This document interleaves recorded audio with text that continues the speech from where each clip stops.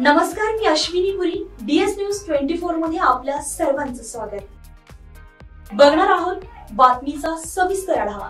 आमच्या DS news 24 चॅनलला like करा, शेअर करा, सबस्क्राइब करा आणि बेल आयकॉन प्रेस करायला विसरू नका. अहिल्यानगर जिल्ह्यातील एक वेगळीच बातमी समोर आली आहे. बातमी पण तशीच आहे. वर आणि वधूचं लग्न होऊन वधू सासरी नांदायला आली. रीतिरिवाजाप्रमाणे सत्यनारायण पूजा घातली जाते. या पूजेच्या कार्यक्रमामध्ये एक महिला पाहुणी आली होती.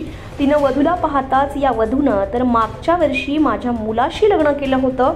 लग्न होताच ही वधू आमची आर्थिक फसवणूक करून पळून गेली होती असं म्हणत त्या बनावट वधूचे बिंग फुटल्याचा प्रकार उघडकीस आलाय.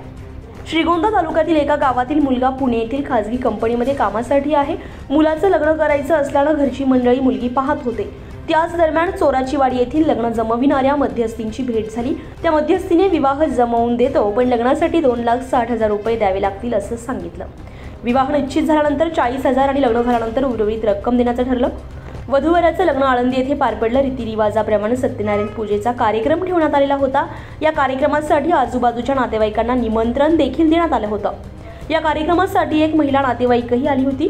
पूजेच्या दरम्यान त्या महिलेनं वधूला पाहताच तिला धक्काच बसला. तिनं ही माहिती नातेवाईकांना सांगितली. ज्या वधूशी लग्न झालं आहे त्याच वधूचे मागील वर्षी माझ्या मुलाशी लग्न झालेलं होतं. आमच्याकडून 2 लाख रुपये घेऊन या वधूनं पलायन केलं होतं. हे संभाषण त्या बनावट वधूनं ऐकलं. त्यामुळे मध्यस्थी आणि त्या बनावट वधूने तिथून धूम ठोकली.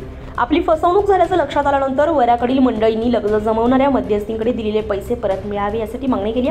मात्र त्या मध्यस्थीनं पैसे देण्यास नकार दिला. लग्नही गेलं आणि पैसेही गेली अशी अवस्था त्या वरासह नातेवाईकांची झाली आहे.